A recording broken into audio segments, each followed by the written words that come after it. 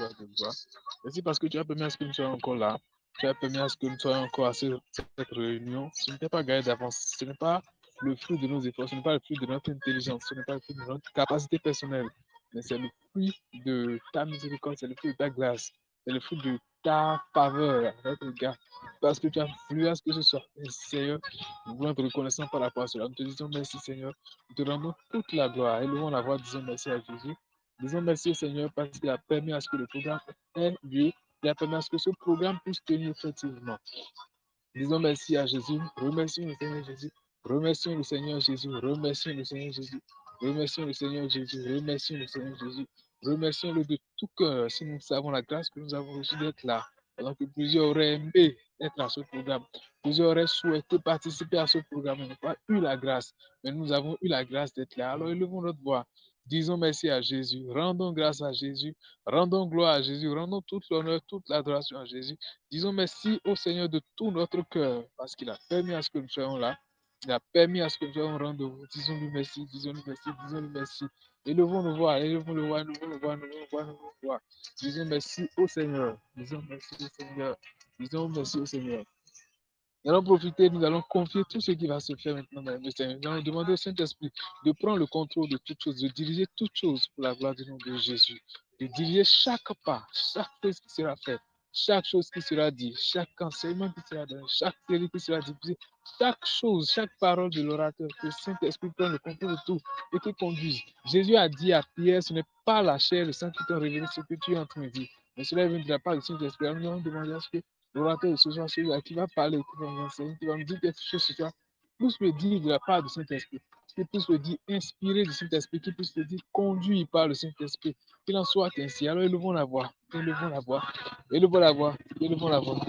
Prions, prions, prions, prions. Demandons au Seigneur de Jésus de conduire chacun de ceux qui vont diriger le programme, l'orateur principal, celui qui va parler, celui qui va nous enseigner, que le Seigneur puisse le conduire, que le Seigneur parle au travers de lui, qu'il nous enseigne au travers de sa bouche, qu'il nous dise des choses au travers de sa bouche, qu'il nous instruise au travers de sa bouche, et que le nom du Seigneur soit glorifié. Prions, prions, prions. Nous profitons également pour prier, pour recommander tous ceux qui ne sont pas encore là, et qui souhaiteraient être là. D'une certaine façon, que le Seigneur les touche et qu'il les rappelle ce programme. C'est peut-être un oubli, c'est peut-être un oubli, que le Seigneur touche et rappelle ce programme à tous ceux qui ont besoin, tous ceux qui ont besoin de participer. Que le Seigneur les touche, que le Seigneur leur rappelle ce programme, que le Seigneur leur rappelle ce programme, que le Seigneur leur rappelle ce programme, que le Seigneur leur rappelle ce programme. Prions, prions, prions, prions. Demandons au Seigneur de rappeler le programme à tous ceux qui ont oublié, tous ceux à qui ça a échappé, tous ceux qui ont oublié que ce n'était pas, que ce n'était pas ce jour. Que le Seigneur leur rappelle ce programme, qu'il leur rappelle ce programme, qu'il leur rappelle ce programme, que la gloire est son nom. Prions ainsi, prions ainsi, prions ainsi, prions ainsi. Père, nous prions que tu touches le cœur de tous ceux qui ne sont pas encore là, tous ceux qui ont prévu venir et qui ne sont pas encore là, ceux qui ont oublié peut-être, ceux à qui ça a échappé d'une certaine façon, afin que tous puissent rejoindre le programme, que tous puissent rejoindre le programme, que tous puissent rejoindre le programme pour la gloire de ton nom. Merci parce que tu le fais. Merci parce que tu le fais. Merci parce que tu vas le faire encore. Élevons la voix, commençons par remercier le Seigneur. Commençons par rendre grâce au Seigneur. Commençons par encore par lui dire merci. Commençons par lui dire merci. Commençons par lui dire merci. Commençons par lui dire merci. Commençons par lui dire merci. Commençons par lui dire merci. Commençons par lui dire merci. Commençons par lui dire merci. Commençons par lui dire merci. Commençons par lui dire merci. Amen. Très, très heureux, comme je le disais tout à l'heure. Très, très, très, très heureux de nous avoir nombreux à ce programme. Très, très heureux. C'est le tout premier programme de l'année, le tout premier programme de séminaire que nous organisons cette année. Nous avons organisé beaucoup l'année passée. Nous avons été éduqués, nous avons été instruits. Donc celle-là, c'est la toute première de l'année. Amen. Et c'est avec un thème merveilleux. Un thème merveilleux en tant qu'enfant de Dieu, en tant que chrétien. Nous avons besoin de comprendre, nous avons besoin de connaître tout ce qui a rapport avec un thème pareil. Les derniers temps, ce que la Bible en dit. Amen. Et comment nous devons nous préparer. C'est indispensable. Là. C'est indispensable. Le Seigneur a dit qu'il revient. Amen. Et comment est-ce que nous devons traverser les temps difficiles comme ceci, les temps compliqués comme ceci? Comment est-ce que nous devons les traverser? Comment est-ce que nous devons le vivre? Amen. Quelles sont les choses que nous allons rencontrer? Comment nous devons nous préparer à faire face à cela? Tout cela. Amen. Je suis très honoré, très honoré de l'orateur que nous recevons ce soir. Amen. Je suis très honoré. Je l'ai contacté, il ne s'est pas réservé. Amen. Il ne s'est pas du tout réservé, il ne s'est pas mis de côté, il n'a pas dit non, je ne ferai pas là. Il a fait l'effort de se dégager. C'est ce que j'ai dit. C'est un monsieur très sympa. J'ai connu il y a quelques années déjà. Et tout le long du parcours, je l'ai vraiment apprécié surtout son organisation, sa simplicité, son humilité. Franchement, j'ai appris beaucoup de choses. J'ai vraiment apprécié. Il est écrivain, il a écrit 2 livres à son actif, 2 livres notamment. Un que j'ai beaucoup apprécié, je suis tombé sur ça sportivement. Quand il bat, voilà. Il parle de l'amour, du choix du conjoint et de tout ce qui a rapport avec. Que je vous conseille vivement d'écouter, de lire, d'acheter et de lire. Après, il va me faire parvenir les livres qui sont disponibles. On pourra s'en procurer, vous informer, vous allez pouvoir vous en procurer. Il est également un étudiant en doctorat, mais il a fait un cycle de chimie. Donc, c'est un étudiant, c'est un leader de mouvement. C'est d'ailleurs là que je l'ai connu. C'est le leader de un amour incommensurable. Voilà, c'est le leader principal d'un amour incommensurable. Un écrivain, un étudiant également. Il fait beaucoup de choses. Il a beaucoup de casquettes. Amen.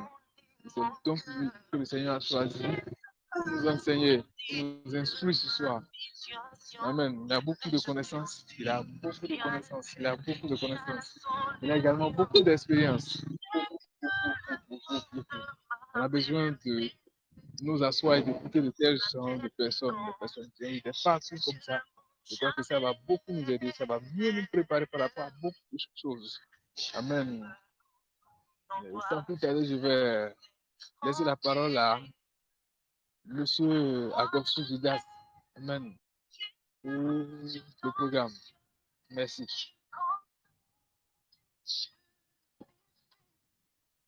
Ok, merci beaucoup, frère Daniel, et bonsoir tout le groupe.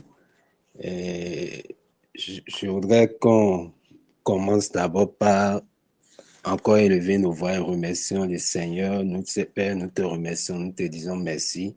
Merci pour ce moment que tu nous accordes, Père. Je déclare que nos pensées sont alignées sur tes paroles dans le nom de Jésus-Christ de Nazareth. Nous sommes ouverts pour recevoir tout ce que tu as à nous enseigner. Saint-Esprit, enseigne-nous. Nous sommes assis à tes pieds pour recevoir de toi. Aide-nous à comprendre ce que tu attends de nous en ces temps de la fin. Que chaque parole qui sortira soit des paroles d'encouragement pour nous, soit des paroles qui nous motivent à davantage chercher à te plaire, pour davantage être prêt pour ton retour. Merci Père parce que tu nous conduis. Merci parce que tu nous diriges nos pensées comme cela se doit. Et cette séance te rend gloire. Dans le nom de Jésus, nous avons prié. Amen. Donc, je voudrais d'abord commencer par remercier Do Fit with God, notamment le leader. Donc, et je salue le frère Daniel. C'est un grand plaisir pour moi d'être convié à ce premier séminaire de l'année. Waouh, ça va beaucoup, ça signifie beaucoup, beaucoup pour moi. Et aussitôt que le frère m'a contacté donc pour te proposer un sujet, donc j'ai entendu automatiquement ce sujet dans mon esprit. Donc je n'ai pas voulu répondre. J'ai laissé une semaine pour méditer encore, pour savoir, mais je n'ai pas eu autre chose. J'ai su que c'est vraiment ce sur quoi le Saint-Esprit voudrait d'abord que moi-même j'aille à ses pieds, que moi-même je focalise mes pensées, ce sur quoi il voudrait que je médite. Et je sais que c'est certainement aussi ce sur quoi il voudrait attirer tout un chacun notre attention en ce début d'année. Donc, je rappelle le thème de ce séminaire de 3 jours, c'est être chrétien dans les derniers jours. Les défis, les implications et les avantages, parce que effectivement, il y a beaucoup d'avantages liés au fait d'être chrétien dans les derniers jours. Donc, ce programme sera fait sur 3 jours aujourd'hui, nous allons faire quelques clarifications conceptuelles. Nous allons présenter un peu, nous allons définir les mots-clés du sujet. Nous allons parler des caractéristiques des derniers jours. Nous allons comprendre ce que c'est que les derniers jours dans ce contexte. Et nous allons voir un peu les caractéristiques, qu'est-ce que l'Écriture dit va caractériser la vie chrétienne dans les derniers jours en général. Et demain, nous allons poursuivre dans la même, sur la même thématique, mais demain, nous allons parler des défis que rencontrent les chrétiens. Nous allons parler des persécutions. Nous allons faire, c'est parce que c'est important pour nous de savoir ce qui se passe dans le monde. Même si aujourd'hui, par la grâce de Dieu, au Bénin, ici, nous jouissons d'une liberté, il est important de savoir un peu ce qui se passe dans le monde et de savoir quel avantage nous avons et comment nous devons vraiment tirer avantage de notre liberté. Voilà. Donc, demain, nous allons parler des persécutions des chrétiens. Donc, nous allons en parler, nous allons faire un état nous allons voir ce que la Bible dit et les garanties que le Seigneur Jésus nous donne et les attitudes que le Seigneur Jésus nous demande d'avoir. Voilà, parce qu'il en a parlé donc, pendant les temps de persécution. Et le troisième jour, nous allons parler des avantages. Et moi, je pense et je crois, sous l'inspiration que le Saint-Esprit m'a donnée, que le plus grand avantage que nous avons à être chrétiens dans les derniers jours est que nous sommes cette génération qui sera témoin de l'enlèvement de l'Église. C'est le plus grand avantage. Nous verrons, nous le rencontrerons dans les airs. Donc, c'est le plus grand avantage. Donc, nous allons parler le troisième jour de l'enlèvement de l'Église. Nous allons voir tout ce qu'il y a autour et nous allons dire, mais nous allons voir comment nous devons nous préparer, comment nous devons être prêts. Nous devons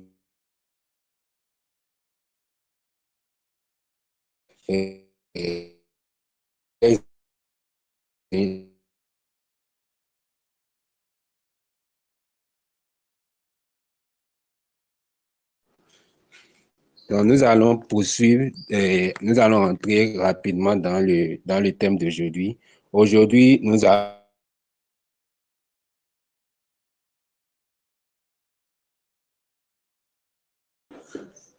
Aujourd'hui, il semble que la connaissance a un problème avec moi actuellement, mais par la grâce de tout rentre en nous dans le nom de Jésus. Donc aujourd'hui, nous allons parler des derniers jours. Je voudrais rapidement qu'on lise notre passage d'ouverture. Donc c'est 2 Timothée 3 du premier verset au verset 5. Donc nous allons le lire dans différentes versions. Si vous êtes là, vous pouvez m'aider avec la version que vous avez. 2 Timothée 3 du premier verset au verset 5. De Timothée 3 du premier verset au verset 5. Si vous êtes là avec une version, que ce soit Parole de vie, que ce soit Louis II, vous pouvez l'ouvrir et m'aider pour la lecture, s'il vous plaît. De Timothée 3 du premier verset au verset 5.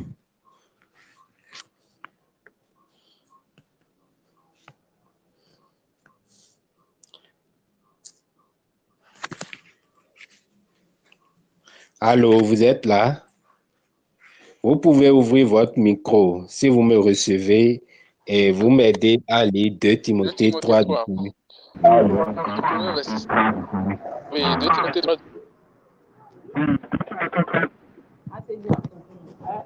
Vous me recevez?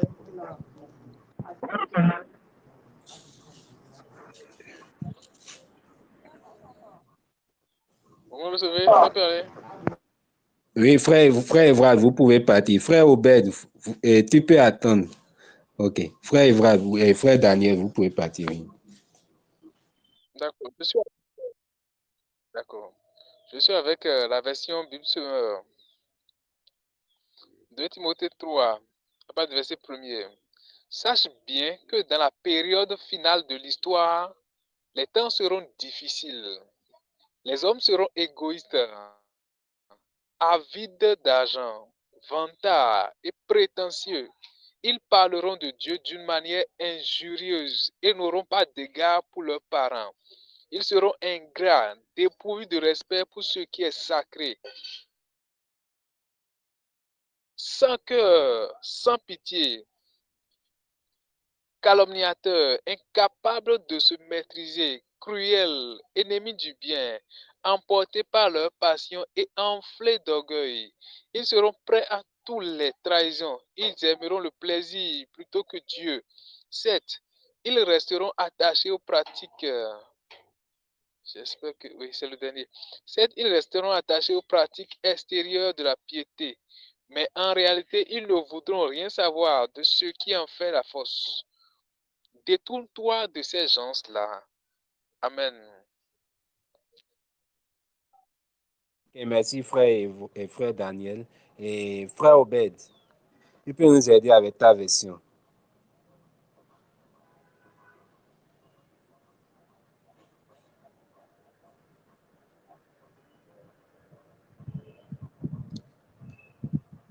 Le frère Obed n'est pas là. C'est la version Louis II, c'est bon. Oui, c'est bon, vas-y. Je continue. Ok.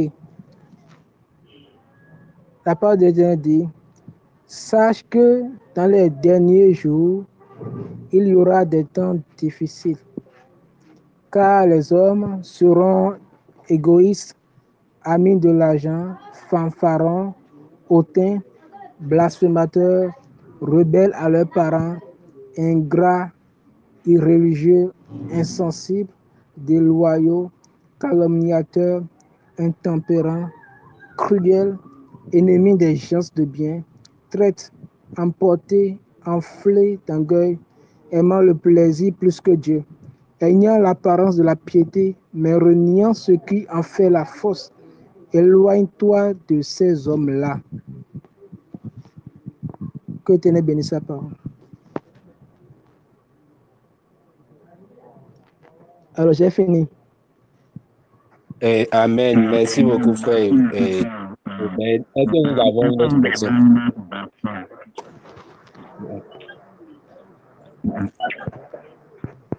Je vais lire la version parole de vie.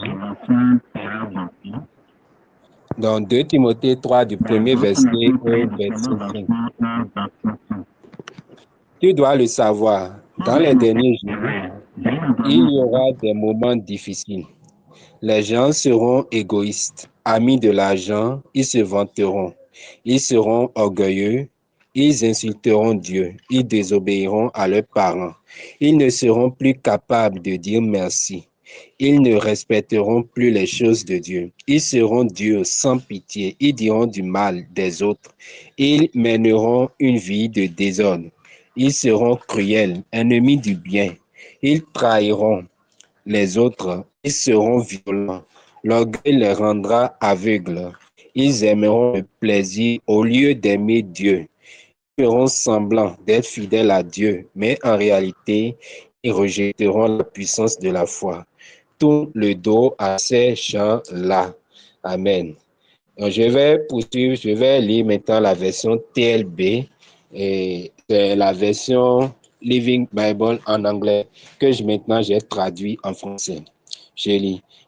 Autant le savoir aussi, Timothée, que dans les derniers jours, il sera très difficile d'être chrétien, car les hommes n'aimeront qu'eux-mêmes et leur argent.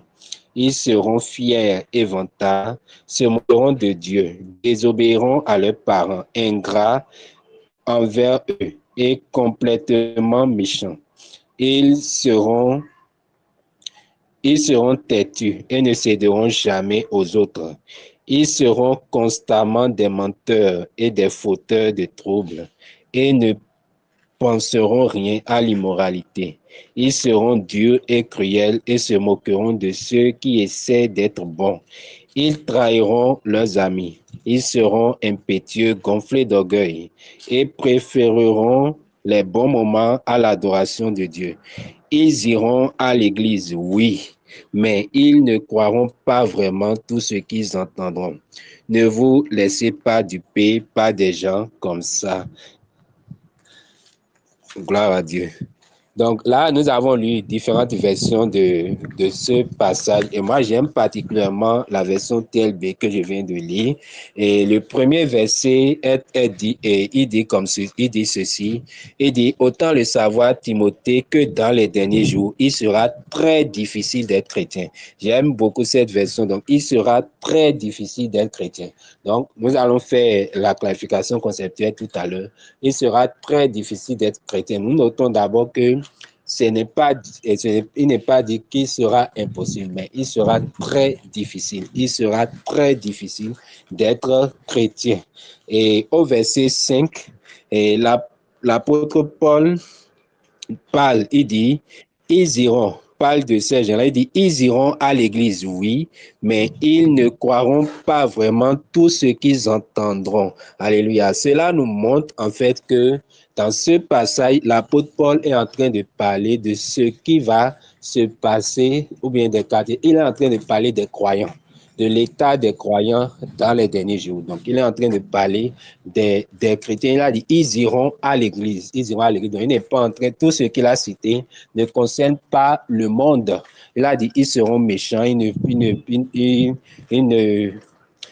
ne verront plus l'immoralité comme une chose mauvaise, mais il n'est pas en train de parler du monde parce que au verset 5, il nous a dit, ils iront à l'église, oui, mais donc il est en train de parler, il est en train de décrire l'état, en fait, des chrétiens, de certains chrétiens dans les derniers jours. Il faut qu'on refasse un peu le contexte. Et si pour refaire le contexte, nous allons dire que Timothée est un jeune ministre de l'Évangile. Il est un enfant spirituel de l'apôtre Paul. Il a été sous l'apôtre Paul. Il a vu l'apôtre Paul agir. Il a servi l'apôtre Paul pendant bien des temps. L'apôtre Paul est emprisonné. Maintenant, lui, il a commencé son ministère en tant que jeune ministre. L'apôtre Paul lui a déjà adressé une première lettre, et donc 1 Timothée, où il a parlé de beaucoup de choses. Et dans 2 Timothée, donc dans notre chapitre maintenant, il est en train de dire ceci. L'apôtre Paul, dans ses lettres à Timothée, il est en train de le préparer parce que, notamment, il lui dit de ne pas comment se comporter en tant que jeune ministre, de l'Évangile, parce que Timothée était un jeune ministre. Il lui dit de ne pas laisser les gens maîtriser sa jeunesse, comment il doit se conduire. Et dans la plupart de ces propos, l'apôtre Paul met l'accent sur comment Timothée doit faire pour garder le feu, le zèle qu'il a reçu de lui. Donc, il lui montre maintenant dans le chapitre 3 que dans les derniers jours, il sera très difficile d'être chrétien. On va se demander, mais pourquoi l'apôtre Paul est en train de parler de cela à Timothée en son temps? C'est important qu'il a dit, il est important, il faut que tu le saches. C'est important que Timothée le sache parce que cette décadence qui va se faire remarquer parmi certains chrétiens dans les derniers jours va commencer. Donc, il faut que Timothée soit averti pour que quand il va commencer par voir certaines personnes agir de certaines manières qui ne soient pas totalement surpris. Donc, l'apôtre Paul a voulu vraiment l'informer, à l'avance pour qu'il ne soit pas surpris parce que ce sera une décadence qui va certainement commencer et ça va s'empirer jusqu'au dernier jour, juste dans les derniers jours. Donc, c'est important. L'apôtre Paul trouve cela vraiment important d'avertir Timothée que de telles choses vont se passer. Donc, nous avons noté dans ce passage, premièrement, que l'apôtre Paul est en train de parler des croyants. Donc, tout ce qu'il a cité, donc, quand nous avons cela en tête, quand nous reprenons la lecture des différentes choses qu'il a citées, ça devient inquiétant. Vous voyez, parce qu'il a dit, par exemple, que les gens ne verront plus l'immoralité comme une mauvaise chose. Il a dit, par exemple, ils seront méchants, cruels, durs, blasphémateurs, ennemis des gens de bien. Il a dit qu'ils vont se lever même contre les gens qui essaient de mener une bonne vie. Voilà. Donc, quand nous voyons que ce sont l'apôtre Paul est en train de parler des croyants, ça devient inquiétant, cette liste. Donc, La deuxième chose que nous remarquons est que l'apôtre Paul là a cité 19 éléments. Bon, dans certaines versions, il y a eu une fusion et on peut obtenir 18. Mais ces différents éléments que l'apôtre Paul a cités, nous pouvons les résumer en trois grands groupes. C'est d'abord, le premier groupe, c'est l'amour excessif pour eux-mêmes. Les gens, notamment les chrétiens, plusieurs chrétiens dans les derniers jours seront caractérisés. C'est ce que l'apôtre Paul est en train de dire. Il faut qu'on sache ce que la Bible dit et pour comprendre ce qui se passe et savoir maintenant ce que Dieu veut, quelles sont les armes que Dieu nous a données pour pouvoir vivre triomphalement, pour ne pas tomber dans le piège du siècle présent, parce que c'est très important. Donc, nous pouvons scinder ces différents éléments évoqués dans trois groupes principaux. D'abord, les chrétiens, dans les derniers jours, auront un amour excessif pour eux-mêmes. Un amour excessif pour eux-mêmes. Et le deuxième groupe, un amour excessif pour l'argent. Et le troisième groupe, amour du plaisir au détriment de Dieu. Amour excessif pour eux-mêmes. Amour de l'argent et amour du plaisir au détriment de Dieu. Nous pouvons noter que ces trois caractéristiques principales, ce sont nous présentés comme des obstacles à ce que l'homme puisse mener une vie de foi épanouie. Par exemple, le roi.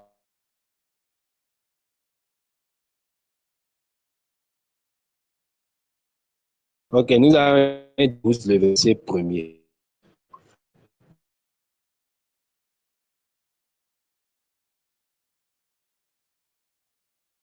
Romains 12, verset 1er. Si quelqu'un est là.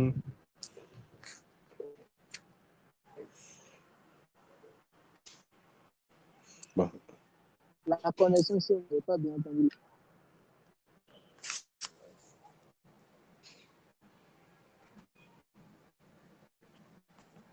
Ok, je vais y aller alors. Romains 12, le verset 1er. Je vous exhorte donc, frères, par les compassions de Dieu, à offrir vos corps comme un sacrifice vivant, saint, agréable à Dieu, ce qui sera de votre part un culte raisonnable. Ce qui sera de votre part un culte raisonnable. Je vous exhorte donc, frères, par les compassions de Dieu, à offrir vos corps comme un sacrifice vivant, saint, agréable à Dieu. Donc, toujours ce que le Seigneur veut est que nous puissions lui offrir nos corps comme un sacrifice vivant. Vous voyez, c'est notre personne elle-même, parce qu'il sait que nous-mêmes, le moi peut créer un obstacle, en fait, à ce que nous puissions le servir comme cela se voit, comme cela se doit. Donc, nous allons lire aussi Matthieu 16, le verset 24. Matthieu 16, le verset 24.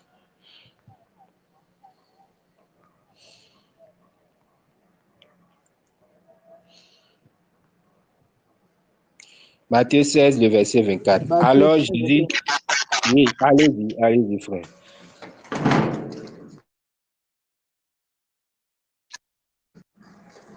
Matthieu. Oui, frère Obed. Oui. Matthieu 16, verset 24. Vous me recevez, non? Oui, c'est bon. Alors Jésus dit à ses disciples, si quelqu'un veut venir après moi, qu'il renonce à lui-même, qu'il se charge de sa croix et qu'il me suive. Alléluia. Merci beaucoup, Car frère. celui qui voudra sauver sa vie la perdra. Merci beaucoup, frère Obed. Donc là, nous voyons que le Seigneur Jésus lui-même l'a dit. Et que celui qui veut le suivre doit renoncer à lui-même. Ça est que notre personne, l'amour excessif de nous-mêmes, peut nous empêcher de suivre convenablement le Seigneur Jésus. Et nous voyons là, parmi les choses que l'apôtre Paul cite dans 2 Timothée 3, du premier verset au verset 5, que c'est l'une des raisons pour lesquelles les chrétiens dans les derniers jours ne pourront pas totalement manifester Christ dans le monde. Et quand nous revoyons le verset qu'on vient de lire dans son contexte, Matthieu 16, quand nous commençons déjà à partir du verset 22, le Seigneur Jésus était en train d'annoncer à ses disciples qu'il fallait qu'il meure, qu'il aille sur la croix pour nos péchés. Et Pierre l'a pris à part et lui a dit que cela ne t'arrivera pas. Et au verset 23, le Seigneur Jésus se retournant lui a dit, arrière de moi, Satan, tu mets en scandale, car tes pensées ne sont pas les pensées de Dieu, mais celles des hommes. Alors Jésus dit à ses disciples, si quelqu'un veut venir après moi, qu'il renonce à lui-même, qu'il se charge de sa croix et qu'il me suive. Donc, c'est ce que le Seigneur Jésus lui-même a fait. Il a dû renoncer à lui-même pour pouvoir aller au bout de son appel. Donc lui-même, il a montré cet exemple. En tant qu'homme, il a montré cet exemple. Donc, la première cause, donc, ce qui pourrait expliquer cette tiédeur, nous allons plus clarifier les thèmes dans la suite, que nous allons constater dans la vie chrétienne dans les derniers temps, c'est d'abord l'amour excessif pour soi-même. Plusieurs chrétiens donc, vont beaucoup prioriser leur personne au détriment de Dieu. Et comme nous le voyons, donc l'amour excessif pour soi-même, ce n'est pas compatible avec la vie chrétienne que nous avons reçue. Le Seigneur lui-même, il a montré un exemple de renoncement total à lui-même. De renoncement total à lui-même. Il faudrait qu'on suive son exemple. Le deuxième élément que nous voyons dans 2 Timothée 3, du premier verset au verset 5, c'est l'amour de l'argent. C'est l'amour de l'argent. Je ne sais pas si quelqu'un peut m'aider à lire 1 Timothée 6. 1 Timothée 6 du verset 9 au verset 10. 1 Timothée 6 du verset 9 au verset 10.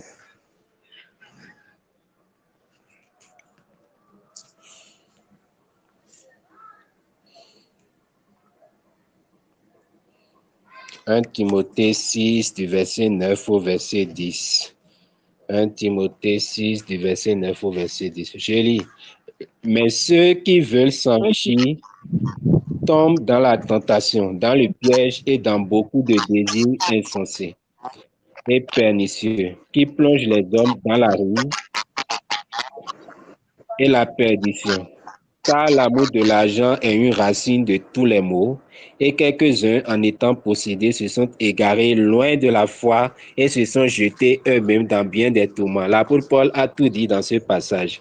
Il a tout dit. Il a dit que l'amour de l'argent est une racine de tous les maux, et quelques-uns, à cause de cela, se sont jetés loin de la foi. Donc, ce passage nous montre déjà clairement comment l'amour de l'argent peut amener des gens à se dévier de la foi. Donc, parmi les éléments cités dans 2 Timothée 3, du premier verset au verset 5, nous pouvons noter l'amour de l'argent. Donc, si on devait les classifier en trois groupes, le deuxième groupe, c'est l'amour de l'argent. Et le troisième groupe, c'est l'amour du plaisir au détriment de Dieu.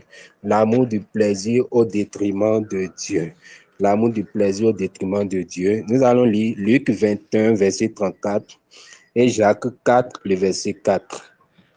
Luc 21, verset 34 et Jacques 4, le verset 4.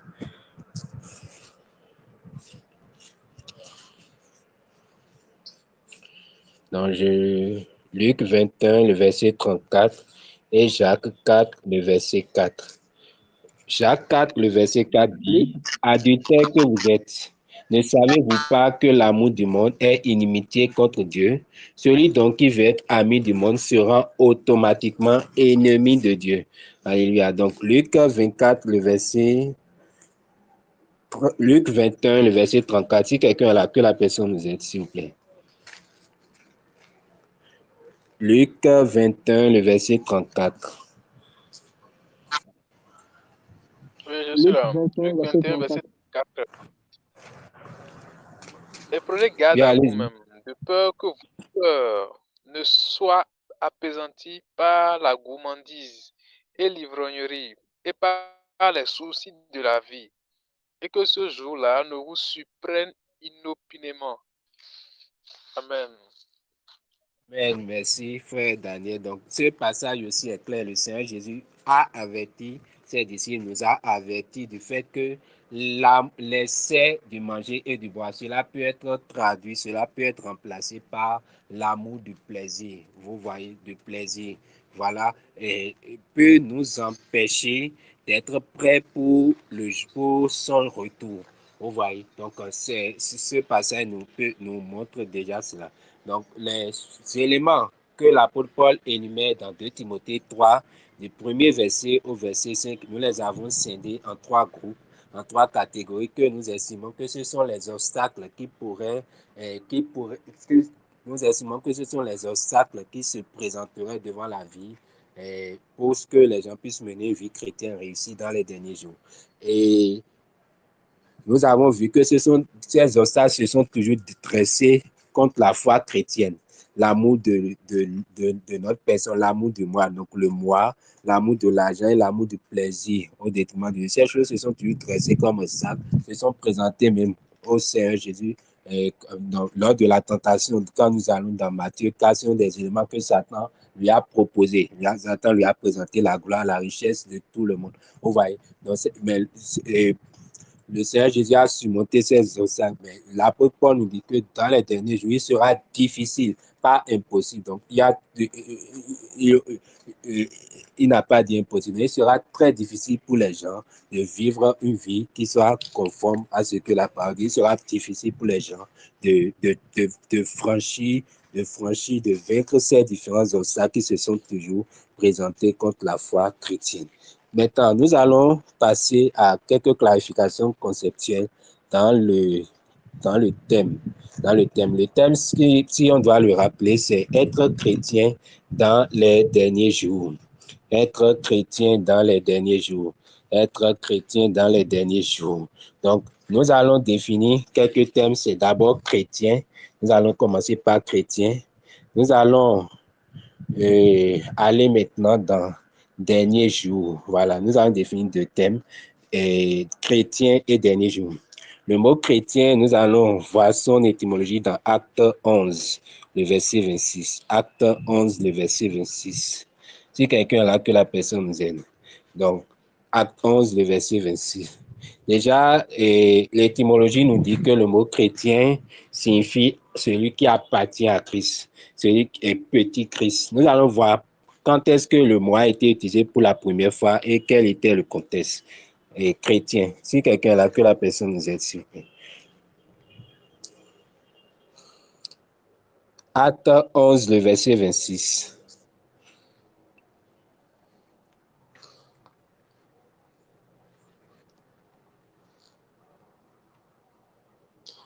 Ok, Acte 11, le verset 26, je lis. Et l'ayant trouvé, je lis le verset 25. Barnabas se rendit ensuite à Tarse pour chercher Saul. Et l'ayant trouvé, il l'amena à Antioche. Pendant toute une année, il se réunit aux assemblées de l'Église et enseignait beaucoup de personnes. Ce fut à Antioche pour la première fois. Ce fut à Antioche que pour la première fois les disciples furent appelés chrétiens. Dans ce passage, nous montre l'origine du mot chrétien.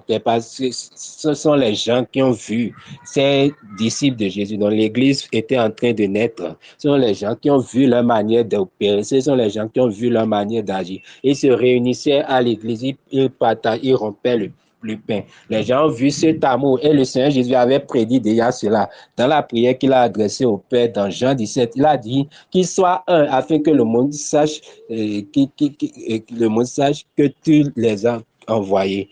Voilà, l'amour afin qu'ils puissent être reconnus comme mes disciples dans le monde. Le Seigneur Jésus avait prédit cela. Donc, en les regardant marcher, en les regardant agir, les gens ont dit qu'ils ressemblent au Seigneur Jésus. Alléluia. C'était exactement comme ce qui s'est passé avec les disciples du Seigneur Jésus. Lors de l'arrestation, l'histoire nous dit que les gens ne pouvaient même pas distinguer qui est Jésus de ses disciples. Alléluia, alléluia. Et cela nous enseigne beaucoup de choses déjà cela nous enseigne beaucoup de choses. Voilà. Donc, et ce sont les gens qui les ont regardés en train d'agir, en train d'opérer, et on dit que ceux-là ressemblent au Seigneur Jésus, sont de petits Christ, on les a appelés des chrétiens. Gloire à Dieu. Et il est important. Donc, cela nous montre déjà que le mot chrétien, nous sommes en train de comprendre que c'est quelqu'un qui s'identifie à Christ, c'est quelqu'un qui appartient au Christ, c'est quelqu'un qui reflète, qui manifeste, voilà, les caractéristiques de Christ dans son monde. Cela nous montre aussi que ce n'est pas dans les quatre murs de l'Église que nous montrons notre identité de chrétien. Ce n'est pas forcément dans les quatre murs de l'Église, parce que la Bible dit que c'est à Antioche, quand les disciples se sont déplacés et sont allés au-dehors. C'est là-bas que les gens les ont vus et ont reconnu. Donc, cela nous montre que n'importe où nous sommes, cela est important, n'importe où nous sommes, que ce soit sur nos lieux de travail, que ce soit au marché, que ce soit n'importe où, les gens doivent pouvoir reconnaître les traits caractéristiques de Christ en nous. Et nous pouvons voir cela aussi dans Éphésiens 4, du verset 11 au verset 12. Éphésiens 4, du verset 11 au verset 12. La Bible nous dit qu'il a donné les uns comme apôtres, et la Bible a parlé des saints ministères qu'il a donnés. Et la Bible a dit que c'est pour le perfectionnement des saints, en vue de l'œuvre du ministère de l'Église, l'édification du corps du Christ, afin que nous soyons parvenus à la stature parfaite de Christ. Donc c'est l'objectif, afin que nous puissions ressembler totalement à Christ. C'est ce pourquoi les saints ministères ont été donnés à l'Église, donc dans notre Église locale, pour nous former, pour nous bâtir, afin qu'au dehors, les gens puissent voir effectivement que nous ressemblons parfaitement au Seigneur Jésus. Nous agissons parfaitement et comme le Seigneur l'aurait fait. Nous le représentons valablement dans nos différents mondes. Cela est vraiment important. Gloire à Dieu. Donc, nous allons passer à la clarification de la deuxième expression que je trouve très importante à connaître, c'est les derniers jours. Les derniers jours dans ce contexte, de quoi s'agit-il? Je dis déjà que les derniers jours dans ce contexte, l'apôtre Paul, pour reprendre le 2 Timothée 3, le premier verset dans la version TLB que j'ai lu et que j'ai beaucoup aimé, l'apôtre Paul dit, tu dois le savoir, dans les derniers jours, il sera très difficile d'être chrétien. Quand il parle des derniers jours, là, il faut savoir qu'il est en train de parler de la période de temps qui précède le retour du Seigneur Jésus. Il est en train de parler de la période de temps qui précède le retour du Seigneur Jésus. Il ne parle pas forcément de la fin du monde. Il ne parle pas forcément de la fin du monde. Nous allons lire d'abord 1 Corinthiens 10, le verset 32. 1 Corinthiens 10, le verset 32. Si quelqu'un est là, que la personne nous aide. 1 Corinthiens 10, le verset 32. Et Matthieu 24, verset 1 à 3. Donc, 1 Corinthiens 10, verset 32 d'abord. 1 Corinthiens 10, verset 32. Ne soyez un scandale ni à l'église de Dieu. Alléluia. Donc, ce passage nous montre, c'est l'apôtre Paul qui est en train de parler, ce passage nous montre que quand nous parlons de l'univers en général, des trois compartiments que Dieu regarde. Quand nous parlons de l'univers, Dieu scinde l'univers en trois compartiments. Donc, l'univers des hommes en trois compartiments. Nous avons d'abord les Juifs, cela concerne Israël. Nous avons l'Église, cela concerne nous qui nous identifions à Christ, au Seigneur Jésus-Christ, et qui avons pas maintenant aux bénédictions promise à Abraham, parce que la Bible dit que cette bénédiction était pour sa postérité, et que cette postérité est Christ. Vous voyez. Donc, quand Dieu regarde l'univers, quand Dieu regarde le monde des hommes, il pense d'abord et scinde cela en trois catégories. Nous avons Israël, les Juifs, nous avons l'Église et nous avons le monde en général. Donc, quand nous parlons des derniers jours, quand nous lisons la Bible, nous devons savoir, est-ce que la Bible est en train de parler des Juifs dans ce contexte? Est-ce que cette partie est en train de parler spécialement d'Israël? Est-ce que cette partie est en train de parler de l'Église en général? Ou bien est-ce qu'il s'agit du monde païen? Est-ce qu'il s'agit du monde en général dont le Seigneur parle? Donc, ça, il faut toujours faire cette distinction quand nous lisons la Bible. Donc, les derniers jours, donc dans 2 Timothée 1, le verset 3, est-ce qu'il s'agit du monde?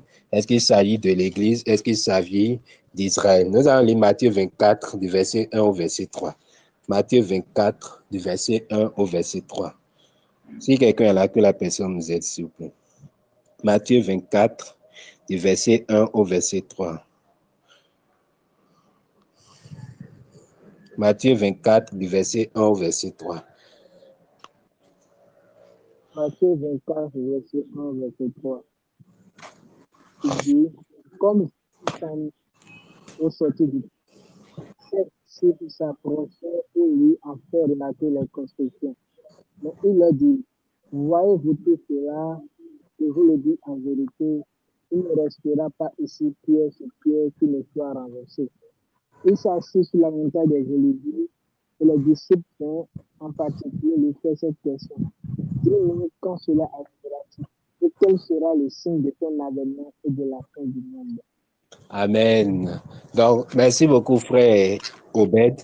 Et je vais lire ce même passage, le verset 3, je vais lire cela dans une autre version, dans la version amplifiée classique, dans la version anglaise, et que je vais traduire. Nous lisons ici, while he was seated on the Mount of Olives, the disciples came to him privately and said, tell us, when will this take place, and what will be the sign of your coming and of the end, the completion, the consummation of the age, et quel sera le signe de la fin de l'âge? Voilà, donc si on devait traduire cette partie, dans la version Louis II nous a dit, les disciples lui ont demandé, dis-nous quel sera le signe de ton retour et de la fin du monde. Dans cette version anglaise, on dit quel sera le signe de ton retour et de la fin de l'âge, donc de l'âge ou bien de l'ère. Quand on parle de l'âge, c'est pour parler aussi d'une période. Et nous allons voir de quelle période ils sont en train de parler. Et cela rejoint en fait ce que l'apôtre Paul disait dans 2 Timothée 1. Il dit les derniers jours. Donc cela concerne l'âge de l'Église. Cela concerne l'âge de l'Église. Cela concerne l'âge de l'Église. Et nous allons savoir que au début, et le salut était réservé à Israël. Donc, puisque c'était avec Israël que Dieu avait fait une alliance par Abraham, Isaac et Jacob.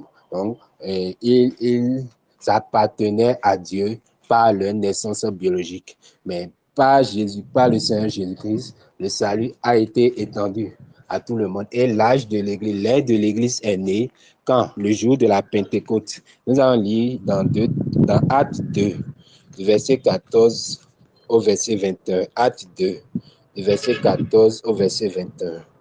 Acte 2, du verset 14 au verset 21. Acte 2, verset 14 au verset 21. Acte 2, Acte 2, Acte 2, verset 14, oui. Acte 2, verset 14. Alors, Pierre se présenta avec les 11, éleva la voix et les parla en ces termes. Homme qui se venait à Jérusalem, sachez ceci et prêtez l'oreille à mes paroles. Ces gens ne sont pas humains, comme vous le supposez, car c'est la troisième heure du jour. Mais c'est ici ce qui a été dit par les derniers jours, dit Dieu, je répondrai dans mon esprit sur toute chair. Vos fils et vos filles, vos petits enfants, vos innocents auront des visions et vos vieillards auront des songes. Oui, sur les servantes, ces jours-là, je répondrai de mon esprit ils, ils prophétiseront. Le ciel paraît des prodiges en haut dans le ciel et des miracles en bas sur la terre.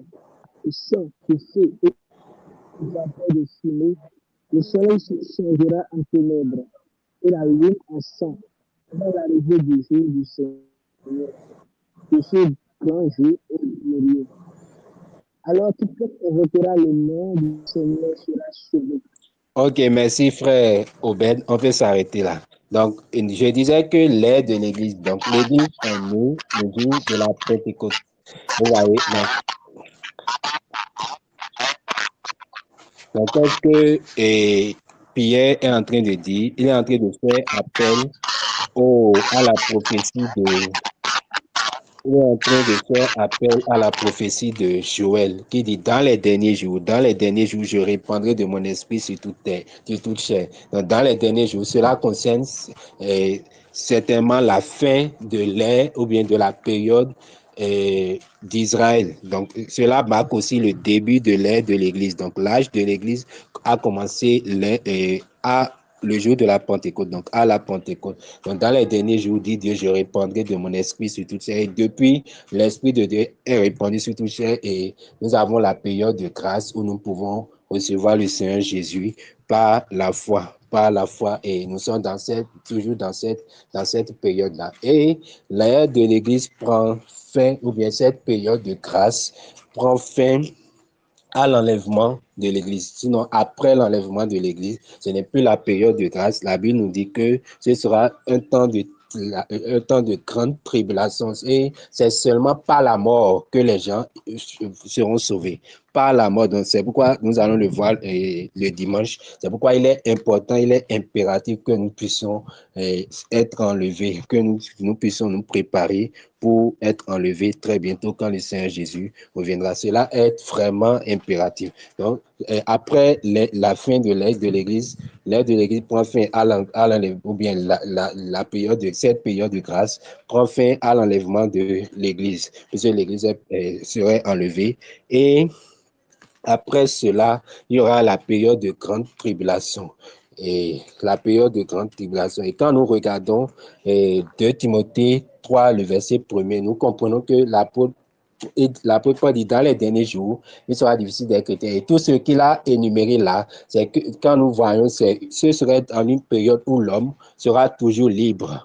Vous voyez, ils iront à l'église, oui. C'est que voilà, ce sera un temps toujours de liberté. Ils iront à l'église, oui. Mais ils ne feront pas, donc ce n'est certainement pas pendant les temps de tribulation. Donc, dans les derniers jours. Donc, nous voyons là que l'ère de l'église, la fin de l'ère de l'église, donc les derniers jours dont il parle, cela concerne la fin, donc c'est juste les périodes juste avant l'enlèvement de l'église. Donc, il est en train de parler de ces périodes justes, de ces temps juste avant l'enlèvement de l'Église et ces temps dans lesquels nous sommes. Voilà. Donc, quand il parle des derniers jours, nous avons vu un peu. Donc, après la période de la grande tribulation, le Seigneur Jésus va faire son deuxième retour sur la terre. Il y aura un règne de 1000 ans. Et après cela, Satan sera enchaîné et mis au feu. Et après, qu'est-ce que nous aurons? Nous aurons une nouvelle terre et de nouveaux cieux. Donc, cela est vraiment important pour nous. Donc, nous allons voir maintenant les différentes phases. Je vois qu'il est 22 heures. Nous allons essayer de faire vite et voir les différentes phases de l'Église, les différentes phases de l'Église jusqu'à aujourd'hui. Donc, de la naissance de l'Église, nous avons vu que l'Église est née le jour de la Pentecôte, voilà. Donc, l'Église primitive, donc les apôtres ont travaillé et l'Évangile s'est répandu partout dans le monde. Et après cette période, nous tombons dans une période entre l'encens, donc entre le 1er siècle jusqu'au début du 4e siècle, qui est vraiment une époque de persécution pour l'Église, où les rois, les empereurs romains persécutaient l'Église. L'Église se répandait comme ça et les empereurs romains voyaient leur autorité bafouée. parce que eux, ils aimaient à ce que les gens se prosternent devant lui, et etc., etc. Donc, les chrétiens ne faisaient pas cela. Donc, les chrétiens étaient vraiment persécutés. L'histoire nous raconte qu'il y a eu 10 empereurs, 10 empereurs romains qui ont vraiment persécuté l'Église. Par exemple, l'empereur Néron. L'empereur Néron, c'est le premier empereur. Il a régné vers l'an 50 après de notre ère. Donc, l'histoire nous dit que lui, par exemple, il a trouvé que la ville de Rome était sale. Et qu'est-ce qu'il a fait? Il a mis le feu à la ville de Rome lui-même et il a accusé les chrétiens de l'avoir fait. Voilà, et les chrétiens ont été persécutés juste pour leur foi. Et l'histoire nous dit, par exemple, que voilà, il a besoin de lumière dans son jardin, par exemple, il va prendre des chrétiens et les brûler vifs pour avoir la lumière. Donc, les chrétiens ont vraiment été persécutés entre le 1er siècle et le 4e siècle.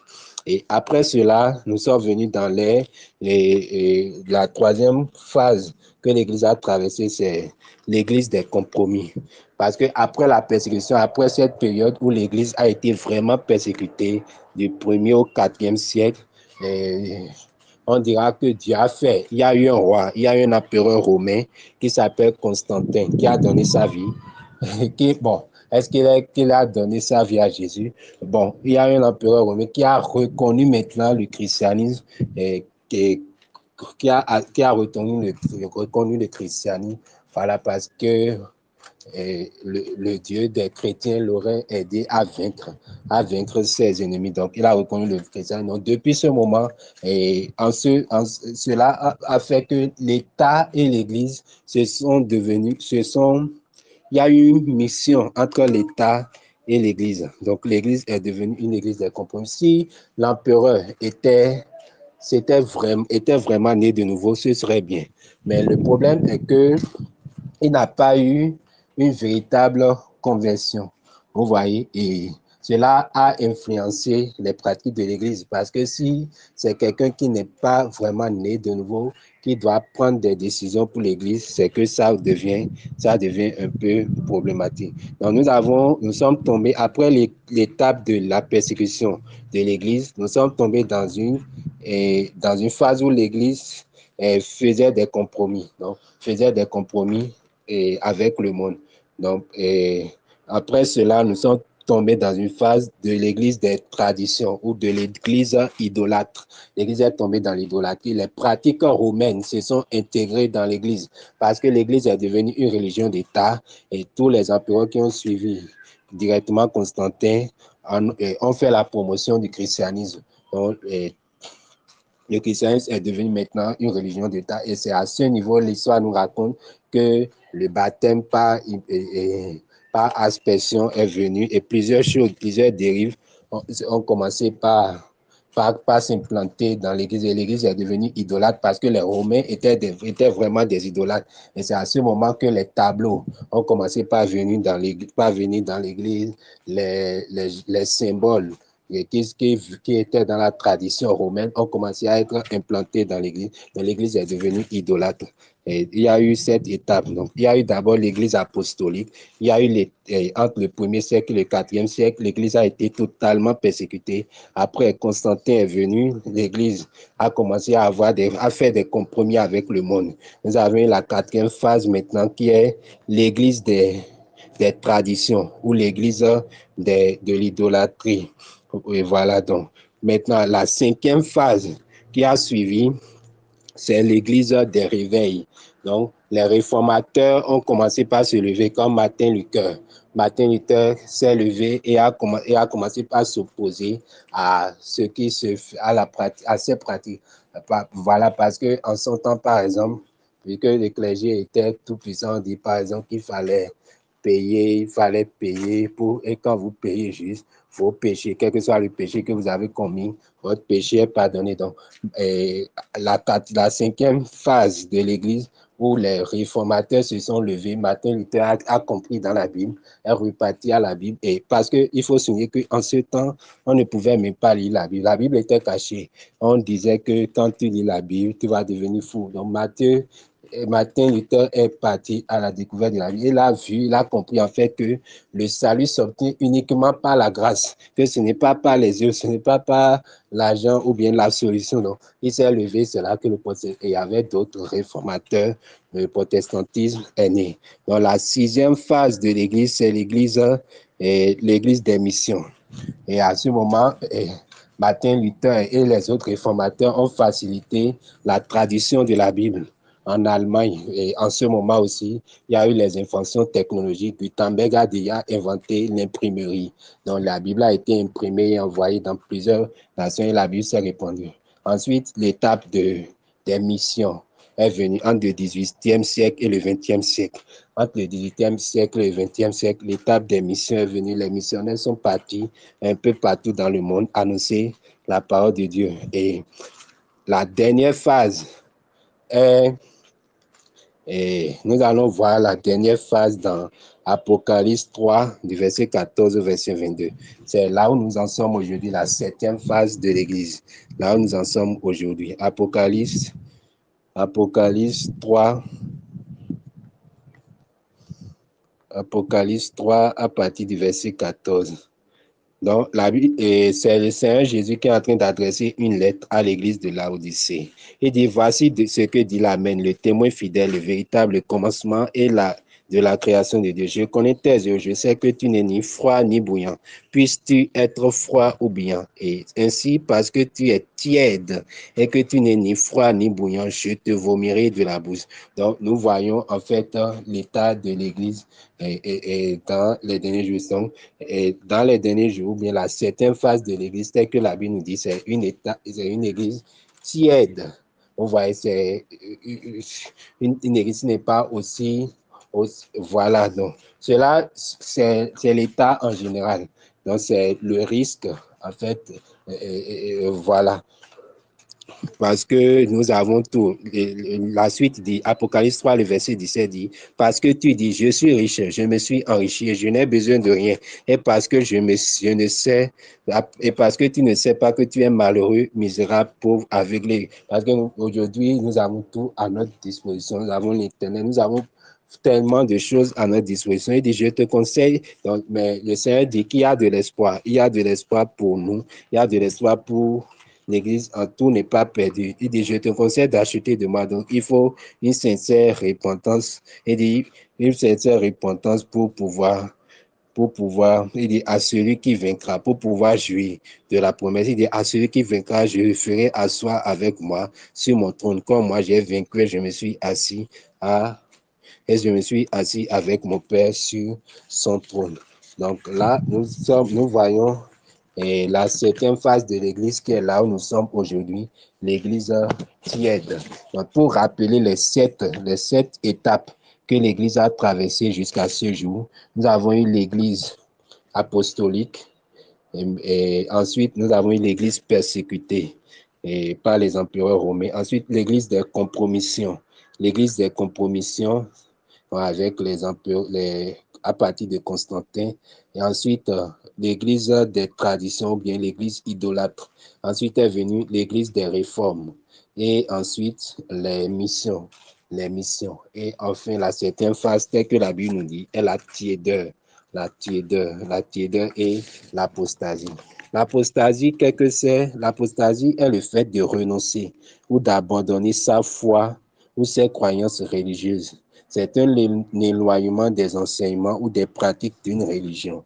Donc, l'apostasie est le fait de renoncer ou d'abandonner sa foi primitive. Nous allons lire, l'apôtre Paul en a parlé, et c'est un peu ce que nous voyons dans 2 Timothée 1, du verset 1 au verset 5 que nous venons de lire. Voilà, il sera très difficile d'être chrétien. Cela signifie que les gens auront plus de facilité à abandonner leur foi, leur croyances religieuses dans les derniers jours. Donc, nous allons lire 1 Timothée 4, le verset 1er. 1 Timothée 4, le verset 1er. Hébreux 3, verset 12.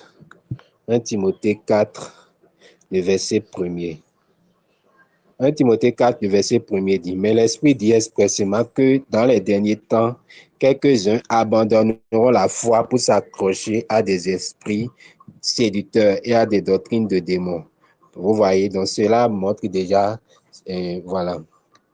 Tous abandonneront la foi. C'est l'apôtre Paul est en train de parler de l'apostasie. L'Esprit dit expressément que dans les derniers temps, donc, dans les derniers jours, donc là où nous sommes, quelques-uns abandonneront la foi. Donc, ce sont les caractéristiques prédites par la Bible pour ces derniers temps. Donc, Hébreux 3, le verset 12. Hébreux 3, le verset 12. Hébreux 3, le verset 12. Hébreux 3, le verset 12. Prenez garde, frères, que quelqu'un de vous n'ait qu'un mauvais et incrédule, au point de se détourner du Dieu vivant. Voilà. Donc, c'est un risque. Matthieu 24, du verset 10 au verset 12. Matthieu 24, du verset 10 au verset 12. Alors aussi, plusieurs succomberont et se trahiront les uns les autres. Et dit, plusieurs faux prophètes s'élèveront et ils séduiront beaucoup de gens. Et parce que l'iniquité se sera accrue, la charité du plus grand nombre se refroidira. Donc, tous ces versets nous montrent l'apostasie prédite par la Bible pour les temps de le risque d'apostasie. Le risque d'apostasie, est-ce que dans les derniers jours, la Bible dit qu'il sera très facile à plusieurs personnes de se détourner de la foi. Et cela se remarque aujourd'hui par la prolifération des fausses doctrines. On va être par la prolifération des fausses doctrines. Maintenant, qu'est-ce que nous devons faire? Quelles sont les approches de solution? Qu'est-ce que nous devons faire? Donc, puisque là, nous avons fait l'état des lieux. Notre verset de Timothée 3, c'est important de savoir ce que la Bible dit sur la fin des temps. Ces temps difficiles. C'est important de savoir ce que la Bible dit sur cette fin des temps. Et c'est ce que nous avons fait. Maintenant, qu'est-ce que nous devons faire maintenant pour vivre triomphalement, pour garder notre feu, pour garder notre chaleur, pour garder notre chaleur, notre amour pour le Seigneur en ces temps. Donc, le Seigneur m'a présenté les apports de solutions sous la forme d'un mot. Et c'est comprimé, comme le comprimé est un médicament qui est un remède, qui peut être utilisé comme un remède face à un mal. Comprimé comme un remède face à un mal. Donc, comprimé donc, face à l'apostasie dans les derniers jours. Donc, le con dans comprimé, c'est pour la communion fraternelle. C'est pour la communion fraternelle. Ensuite, le prix, c'est pour la prière et la méditation. Donc, comprimé. La communion fraternelle, la prière et la méditation. Nous allons lire rapidement 2 Thessaloniciens 2, le verset 22. Ou bien 2 Timothée 2, le verset 22. 2 Timothée 2, le verset 22.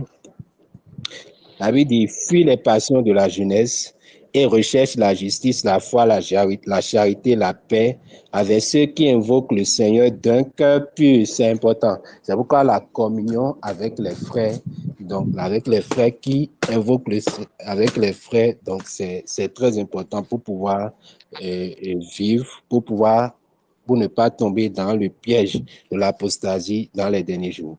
La communion avec les frères, c'est très important. La communion avec les frères. On ne peut pas vivre 7 ans étant isolé. On ne peut pas vivre notre vie chrétienne en 7 ans étant isolé. Il y a tellement de choses. Il faut qu'on puisse se faire accompagner pour qu'on ait une communauté. C'est très important. On ne peut pas vivre étant isolé. Dans Hébreux 10, le verset 25, la Bible dit, n'abandonnons pas notre assemblée, comme c'est la coutume de quelques-uns, mais exhortons-nous réciproquement, et cela d'autant plus que vous voyez s'approcher le jour. Cela aussi est très important. Il faut qu'on puisse appartenir à une église locale. C'est très important parce que je dis souvent que si les lettres de l'Apocalypse, les lettres envoyées aux églises dans l'Apocalypse et les lettres envoyées par le Seigneur Jésus dans le livre d'Apocalypse étaient envoyées aujourd'hui, il y a certaines personnes qui n'allaient pas recevoir de lettres, simplement parce qu'ils n'appartiennent pas à une église locale, parce que les lettres envoyées par Jésus étaient envoyées aux pasteurs ou bien aux responsables de ces églises. Donc, il y a certaines personnes qui n'auraient pas eu de lettres de Jésus. Donc, c'est très important pour que nous puissions nous identifier à une église locale. On ne peut pas vivre cette vie chrétienne dans ces derniers temps sans de manière isolée. Il faut qu'on puisse appartenir à une communauté. Par exemple, comme ce que nous sommes en train de faire d'Office with God. C'est très important. Ces réunions, cela nous aide quand même à garder une certaine discipline. Une certaine discipline. La prière est très importante aussi. La prière est très importante. 1 Thessaloniciens 5, le verset 16 au verset 18. 1 Thessaloniciens 5, le verset 16 au verset 18. La Bible dit, soyez toujours joyeux. Priez sans cesse, rendez grâce en toutes choses, car c'est à votre égard la volonté de Dieu. Quand je vais dans Philippiens 4, le verset 8, la Bible dit, au reste, frère, que tout ce qui est vrai, je vais un peu plus haut. La Bible dit au verset 6, ne vous inquiétez de rien, mais en toute chose, faites connaître à Dieu vos besoins. Voilà. Donc, la prière est très importante pour éviter de tomber dans le risque de l'apostasie en ces derniers temps. Et enfin, la méditation. 2 Timothée 3 à partir du verset 14. La méditation de la parole de Dieu. 2 Timothée 3 à partir du verset 14. La Bible dit, pas l'apôtre Paul, c'est toujours dans la suite, hein. Après avoir énuméré tout ce qu'il a énuméré du verset 1 au verset 5, l'apôtre Paul est en train de donner des conseils à Timothée pour qu'il ne tombe pas dans ce risque, parce que tout le monde est exposé à ce risque, peu importe, tout le monde est exposé à ce risque. Il est en train de donner un conseil à Timothée, il va mettre l'accent sur la méditation. Il dit au verset 14, toi, demeure dans les choses que tu as apprises et reconnues certaines, sachant de qui tu les as apprises. Dès ton enfance, tu connais les saintes écritures qui peuvent te rendre sage à salut et par la foi en Jésus-Christ. Toute écriture est inspirée de Dieu et utile pour enseigner, pour convaincre, pour corriger, pour instruire dans la justice, afin que l'homme de Dieu soit accompli et propre à toute bonne œuvre. Donc, il a mis l'accent là sur la parole de Dieu, sur la méditation de la parole de Dieu. Donc, comprimer va vraiment nous aider à ne pas tomber dans le risque, dans le piège de l'apostasie, donc à ne pas renier notre foi, ne pas nous détourner de notre foi dans les derniers temps. Communion, donc il faut qu'on puisse identifier, qu'on puisse se faire entourer de frères qui ont le zèle pour le Seigneur, c'est très important. Il faut qu'on ait des moments de prière. La prière est très importante et la méditation de la parole de Dieu. Il faut qu'on puisse nous asperger, nous remplir de la parole de Dieu. Amen. Donc là, je suis à la fin de ce que le Seigneur a prévu pour nous pour aujourd'hui. Donc, nous avons un peu parlé de l'apostasie, nous avons vu les derniers jours, nous avons fait quelques clarifications conceptuelles et nous avons compris être chrétien dans les derniers jours. Et nous avons rappelé les différentes caractéristiques de l'Église, l'apostasie et comment ne pas tomber dans ce piège. Merci. Je laisse la parole au leader. Merci.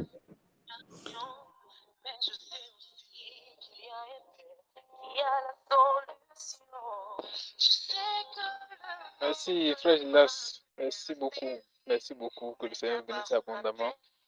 Très, très, très, très heureux, très content d'entendre ces bons messages. Vraiment, c'était très édifiant.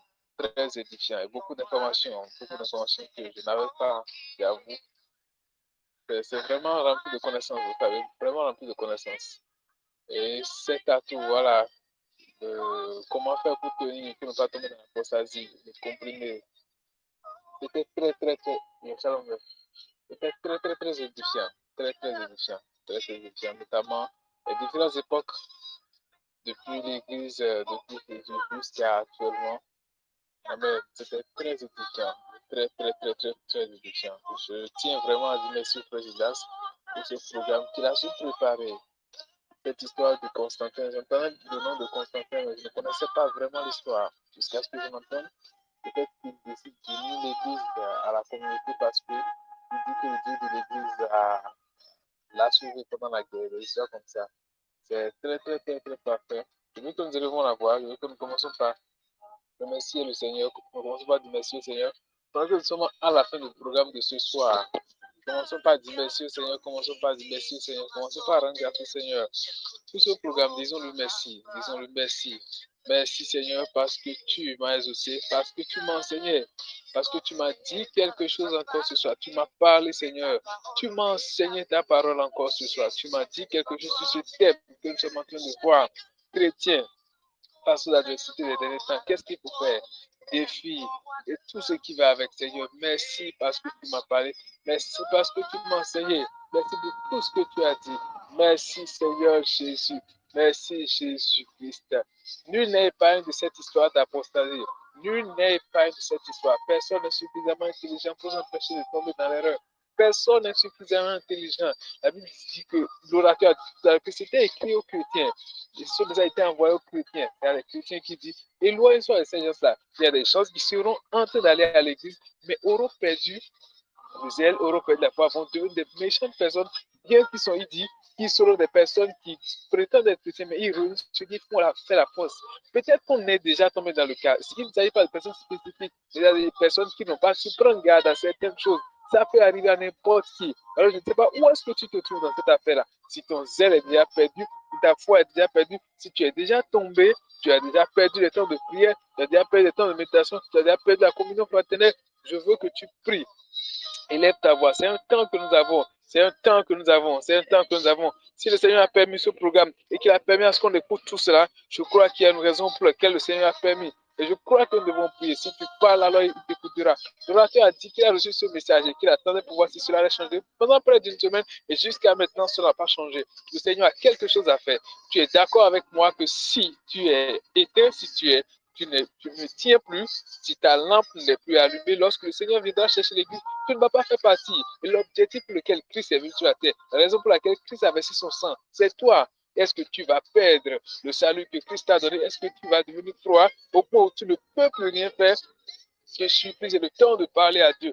Nul n'est épargné de cette affaire. Nul n'est épargné de cette affaire. Alors je veux que tu parles vraiment, Seigneur. Que tu dis, Seigneur, je te supplie, rallume ma flamme. Si j'ai déjà perdu en quelque chose, si je suis déjà été en quelque chose, si j'ai déjà perdu le statut en quelque chose, si j'ai déjà perdu la racine de la foi, si j'ai été démystifié de ce qu'on appelle chrétien, si j'ai perdu l'identité de Christ que tu m'as donné, donne-moi la grâce de reprendre ce chandelier.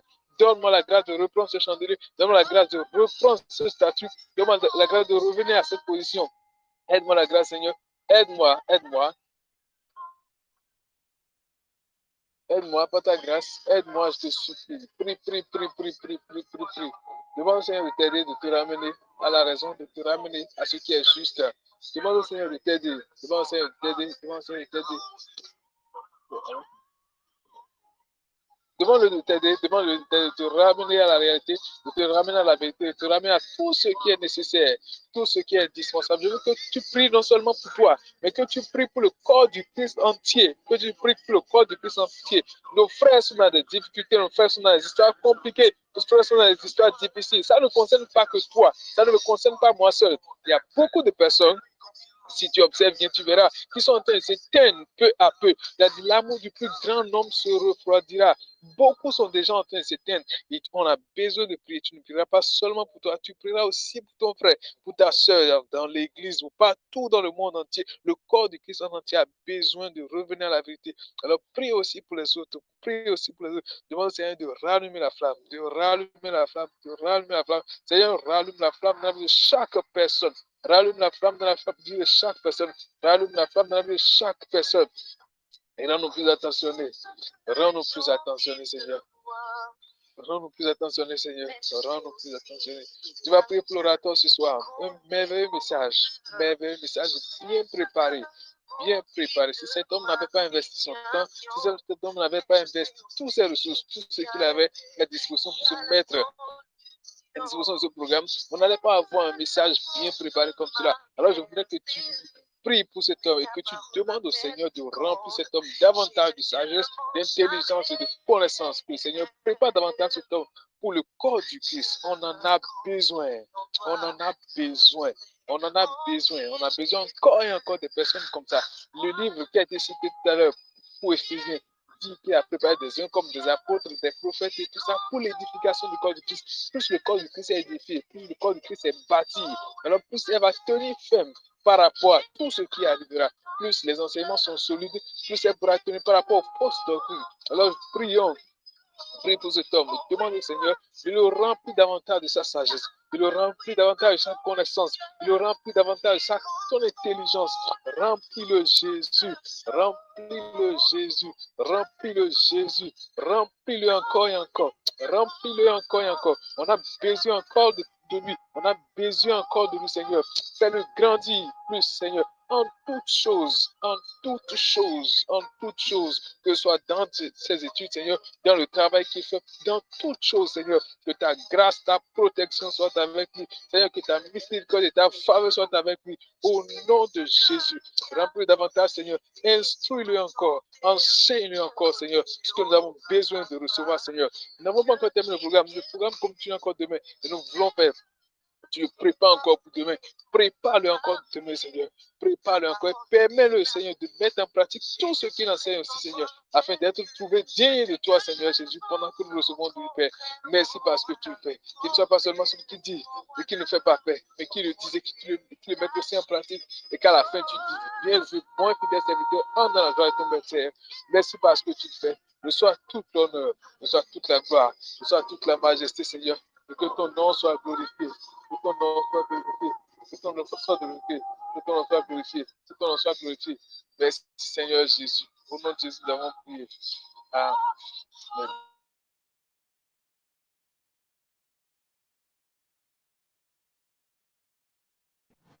Ok, merci frère, frère Daniel. Je pense que vous allez clôturer, c'est ça. Hein?